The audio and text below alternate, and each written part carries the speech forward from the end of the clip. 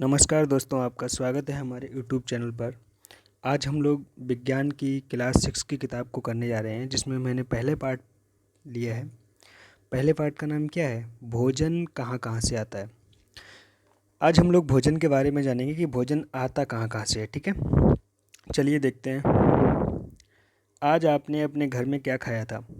पता लगाइए कि आपके दोस्त ने आज क्या खाया था। क्या आपने कल और आज एक ही प्रकार का आहार लिया था? क्या यह सत्य है कि अलग अलग समय में हम विभिन्न विभिन्न प्रकार का आहार लेते हैं? बिल्कुल सही बात। हम लोग हर एक दिन अलग अलग प्रकार का खाना खाते हैं, हर एक दिन अलग चीज़ करते हैं। ठीक है, इसमें देखो विभिन्न खाद्य पदार्थ के बारे में जानेंगे क्या होते हैं। आइए देखते हैं। विद्यालय में आपने दोस्तों से उन खाद्य पदार्थों की जानकारी प्राप्त कीजिए जो वे पूरे दिन में खाते हैं। यदि वे विभिन्न राज्यों के रहने वाले हों तो उनसे यह भी कहिए। जानकारी प्राप्त करने का प्रयास कीजिए। अपनी नोटबुक साड़ी 1.1 की तरह यथासंभव अधिक से अधिक दोस्तों द्वारा खाए जाने वाले विभिन्न खाद्य पदार्थों की जानकारी प्राप्त कर सूचीबद्ध कीजिए।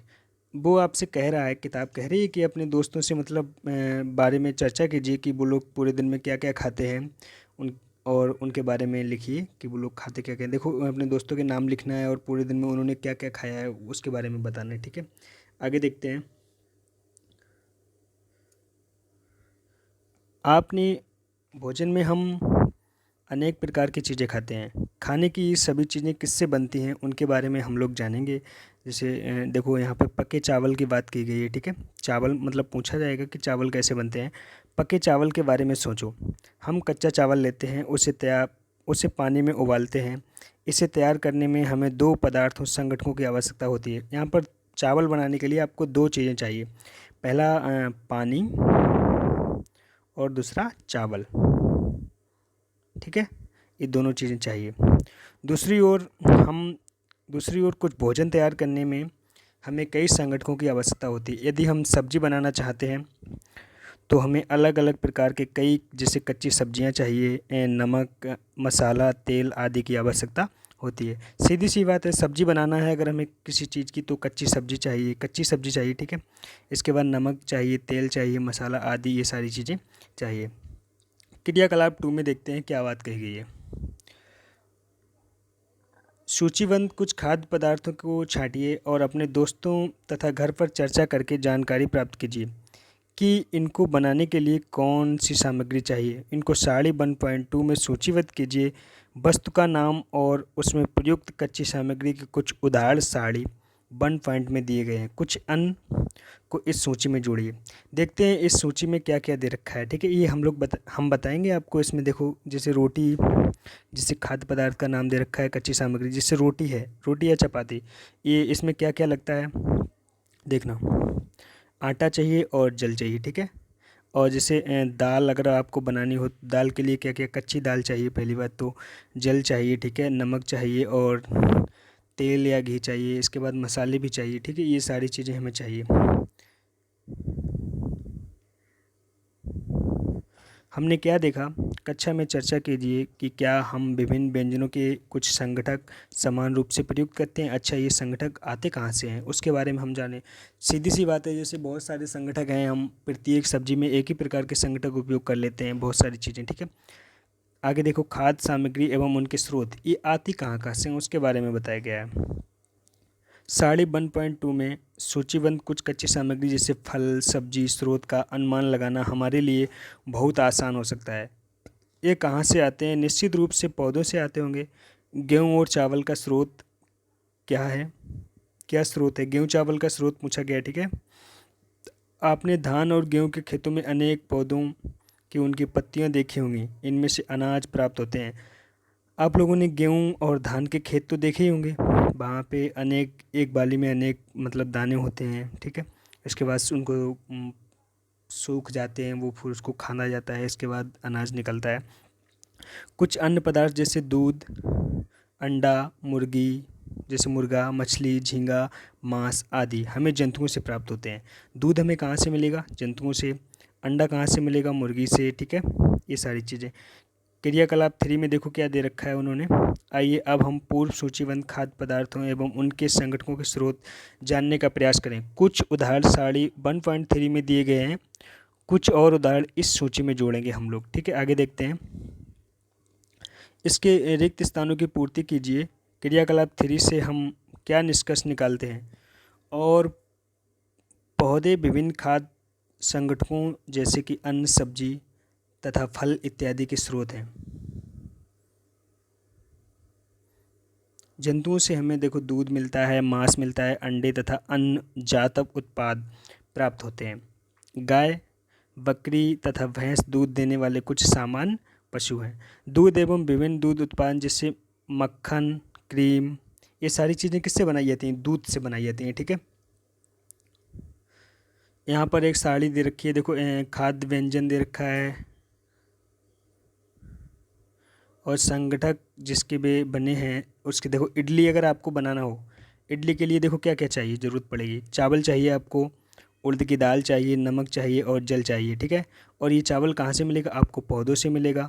दाल भी पौधे से मिलेगी, नमक तो समुद्र से बनता है, जल प्राकृतिक चीज़ है, हर जगह मिल जाएगा। ठीक है, जैसे आपको अगर चिकन करी बनाना हो, चिकन करी में क्या चाहिए? जैसे चिकन चिकन तो जंतु का ही होगा। ठीक है, और मसाले ये पौधों से आएंगे। ठीक है, और तेल या घी ये भी पौधों से मिल जाएगा। ठीक है, आगे देखो, अगर आपको खीर बनानी हो, खीर तो सबने खाई होगी, खीर बनानी हो तो आपको पता होगा खीर में किस चीज़ें क्या क्या पड़ती हैं। जैसे दूध पड़ता है, दूध कहाँ से मिलेगा? जंतु से मिलेगा, सीधी सी बात है। चावल पड़ते हैं, चावल कहाँ से आएंगे? पौधे से। चीनी, चीनी भी पौधे से आती है। ठीक है, गन्ने से बनाई जाती है चीनी, जिसको ना पता हो देख लेना। जैसे घी, पनीर, ये सब किससे बनाया जाएगा? घी भी जंतु से बनाया जाएगा, पनीर भी जंतु से बनाया जाएगा, और दही का उपयोग संसार के प्रत्येक क्षेत्र में किया जाता है। क्या आप कुछ अन्य जंतुओं के नाम बता सकते हैं जो हमें दूध देते हैं? बिल्कुल सही बात, अगर किसी को पता हो तो ज़रूर बताइएगा। भोजन के रूप में पौधे के भाग और जंतु उत्पादन। पौधे हमारे भोजन का एक मुख्य स्रोत हैं। हम पौधों के कौन से भाग का उपयोग खाद्य पदार्थ के रूप में करते हैं? हम पत्तियों वाली अनेक सब्जियां खाते हैं। ठीक है, खाते हैं वही लोग। कुछ पौधे फलों को भोजन के रूप में खाते हैं। कुछ पौधे होते हैं उनके हम लोग फल खाते हैं भोजन के रूप में। कभी हम जड़ भी और तना भी, कभी पुष्प भी भोजन के रूप में खाते हैं। कभी हम लोग जड़ भी खाते हैं भोजन के रूप में, और कभी तना और कभी पुष्प। कभी आपने सीताफल के फूलों को चावल की पिट्ठी में डुबोकर व तलकर पकौड़ी बनाकर खाया है? इसका प्रयत्न कीजिए, अगर खाया हो तो ज़रूर बताइएगा। ठीक है, कुछ पौधे के 2 या 2 से अधिक भाग खाने योग्य होते हैं। उदाहरण के लिए जैसे सरसों के बीज, सरसों के बीज मतलब फलियां भी बनाई जाती हैं और उसके पत्ते भी बनाए जाते हैं। इससे उपयोग हमें तेल भी प्राप्त होता है एवं इसकी पत्तियों का उपयोग साग बनाने के लिए भी किया जाता है। ठीक है, क्या आप केले के पौधे के विभिन्न भागों के बारे में सोच सकते हैं जिन्हें हम भोजन के रूप में लेते हैं? क्या आप किसी अन्य पौधे के बारे में सोच सकते हैं जिसके 2 या अधिक भाग खाए जाते हों? बताइए, ऐसे पौधे कौन से हैं जिसके 2 या 2 से अधिक भाग खाए जाते हैं? देखिए यहाँ पे एक पेड़ का पौधा दिया गया है, उसके बारे में देखो बताते हैं आपको।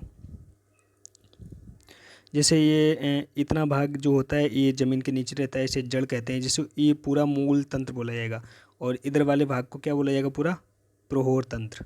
ठीक है, देखो प्रोहोर तंत्र में क्या आ जाएगा? पुष्प आ जाएगा। आप लोगों ने देखा होगा, जैसे फल, ये सरसों का पेड़ लिया गया है, ये कलियाँ ये किसकी हैं? ये फलियाँ हैं। ठीक है, ये देखो ये तना हो गया, ये जो लकड़ी है ना ये तना हो गया। ठीक है, और यहाँ से जो पत्ते जुड़े रहते हैं इन्हें क्या कहते हैं? नोड। इन्हें जो मतलब तना से पत्ते जुड़ी होती है इन्हें नोड कहते हैं। ठीक है, और ये तने के जो बीच वाला भाग है तो इसे क्या कहते हैं? इंटरनोड।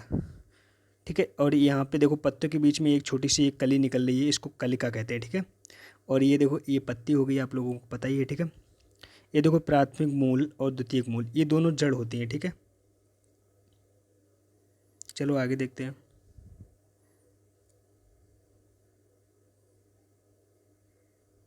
क्रियाकलाप 4 में देखते हैं हम लोग।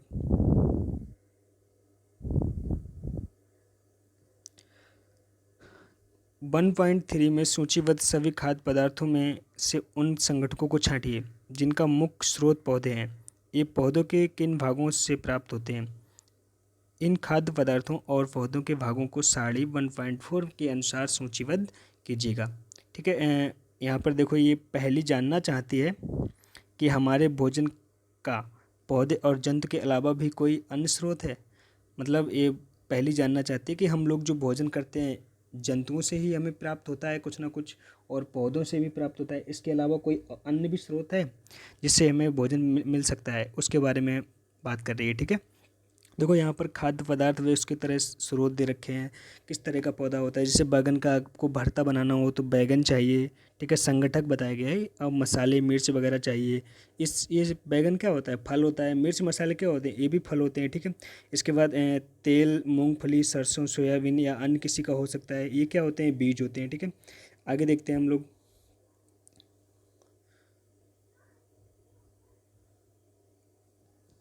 अपने आसपास के अनाज पौधे पर यह देखने के लिए परीक्षण ना करें कि खाने योग्य हैं, या कभी कभी पौधे विषैले भी होते हैं। ये बता रहा है कि अपने आसपास के जो आप लोग पौधे देखते हो उनको प्रत्येक को खाना नहीं चाहिए, क्योंकि बहुत सारे पौधे जो होते हैं विषैले होते हैं, कड़वे होते हैं, आपको नुकसान पहुंचा सकते हैं।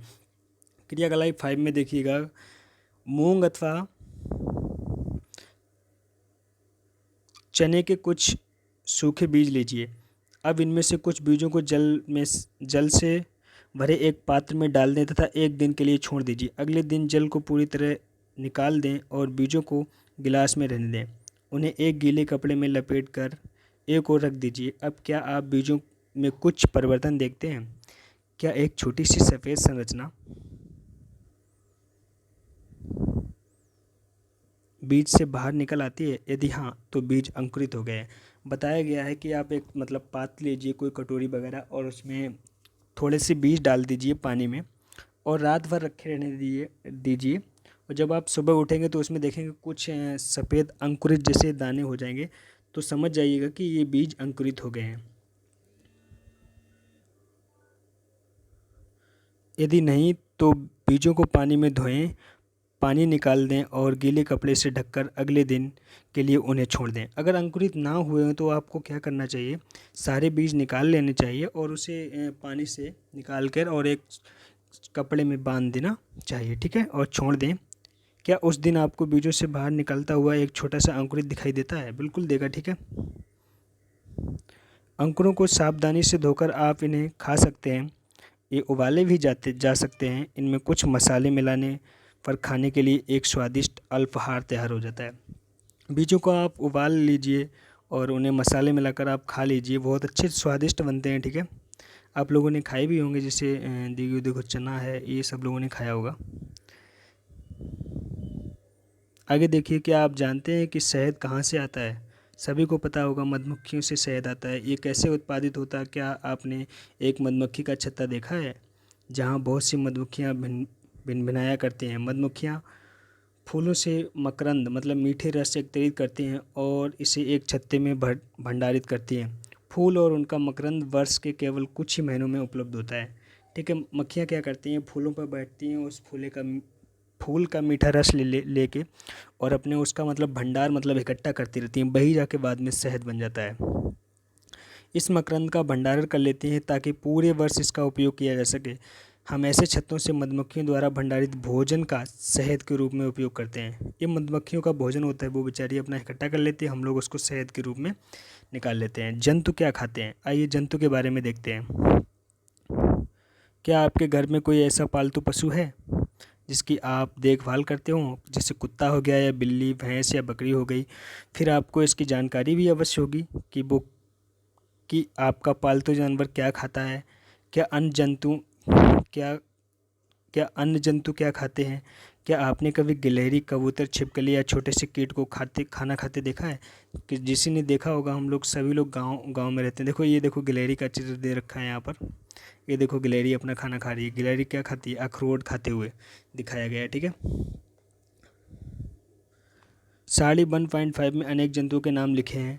इनमें से कुछ जंतुओं द्वारा खाए जाने वाले भोजन भी लिखे हैं। साड़ी में स्थित रिक्त स्थानों की पूर्ति कीजिए। ये आपसे भरने के लिए कह रहा है। देखो यहाँ पर दे रखा है, जैसे भैंस घास खाती है, भूसा, अनाज, पत्ती खाती है। ठीक है, जैसे बिल्ली क्या खाती है? बिल्ली छोटे जंतुओं को और पक्षी को और दूध भी खाती है। ठीक है, आगे देखते हैं।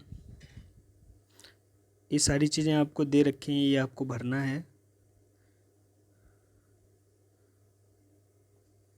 आगे क्रियाकलाप देखो साथ में देखते हैं हम लोग। फिर से साड़ी 1.5 की ओर ध्यान से देखिए और इसके जंतुओं को 3 वर्गों में विभाजित कीजिए। पहले वर्ग में केवल उन जंतुओं के नाम लिखिए जो केवल पौधे और उत्पाद खाते हैं, इन्हें शाकाहारी जंतु कहते हैं। यहाँ कुछ जंतु ऐसे हैं जो दूसरे प्राणियों को खाते हैं, इन्हें दूसरे वर्ग में रखते हैं। इन प्राणियों को मांसाहारी जंतु कहते हैं। देखो मैं आपको बता दूं, शाकाहारी का मतलब क्या है, जो बिल्कुल पेड़ पौधे खाते हों। ऐसा नहीं है जो मन करा मांस खा लिया और मन करा पेड़ पौधे खा लिए, तो वो शाकाहारी नहीं कहलाएगा। मतलब शाकाहारी का मतलब है अगर जान चली जाए, सिर्फ शाकाहारी खाना है, मांस छूना भी नहीं। और मांसाहारी का मतलब क्या है, जान चली जाए, पेड़ पौधे नहीं खाएंगे, ठीक है, उन्हें कहते हैं मांसाहारी। क्या आप कुछ ऐसे जंतुओं को जानते हैं जिनका भोजन पौधे और जंतु दोनों ही होते हैं? इन्हें तीसरे वर्ग में रखा जाता है, इन्हें क्या कहते हैं, सर्वाहारी जंतु कहते हैं, ठीक है। कुछ जंतु ऐसे होते हैं जैसे जो पौधे भी खाते हैं और मांस भी खा लेते हैं, दोनों चीज़ें, इन्हें कहाँ रखा जाता है, तीसरे वर्ग में, सर्वाहारी कहते हैं, ठीक है। अब आप इन साड़ी 1.6 के अनुसार 3 अलग अलग वर्गों के नाम लिखिए। यहाँ पर देखो दे रखा है, देखो शाकाहारी में गाय आ जाएगा, ठीक है, मांसाहारी में शेर आ जाएगा। शेर मांसाहारी है, शेर का मतलब मांसाहारी, अगर उसकी वो भूखा भी रह लेगा लेकिन घास फूस नहीं खाएगा। कौवा देखो सर्वाहारी होता है, कौवा मांस भी खा लेता है और उसे रोटी भी अनाज भी दे दो वो भी खा लेगा, ठीक है। ये आगे देखते हैं, क्या पहली क्या जानना चाहती है। पहली जानना चाहती है कि मनुष्य साड़ी को भारत में सामान भरते समय मनुष्य को किस वर्ग में रखें। पूछा है कि मनुष्य को किस वर्ग में रखेंगे, देखते हैं क्या कहता है। हम जानते हैं कि हमसे बहुत से लोग ऐसे हैं जिससे पर्याप्त भोजन नहीं मिलता। हमें ऐसे उपाय खोजने की आवश्यकता है कि उनके द्वारा देश में अधिक खाद्य उत्पादन किया जा सके। यही पर्याप्त नहीं होगा, बल्कि हमें ये भी उपाय खोजने चाहिए जिससे यह सुनिश्चित हो कि यह भोजन हमसे प्रत्येक को आसानी से उपलब्ध हो सके, ठीक है। ये आपका पार्ट ख़त्म हो गया। अगर आप सभी लोगों को इसके क्वेश्चन आंसर भी चाहिए तो मैं आपको करा दूंगा, ठीक है। ये सारे क्वेश्चन आंसर हमें कमेंट में बता देना, ये सारे क्वेश्चन आंसर मैं आपको करवा दूंगा, ठीक है। ये सारी चीज़ें, अगर आपको वीडियो अच्छी लगे तो हमें बताना, और सारी वीडियो बनाएंगे। अगर कोई गलती हो तो उसके लिए क्षमा, क्योंकि हम लोग अभी नए हैं इस यूट्यूब प्लेटफार्म पर। देखते हैं इसमें क्या होता है, ठीक है। धन्यवाद, गुड बाय।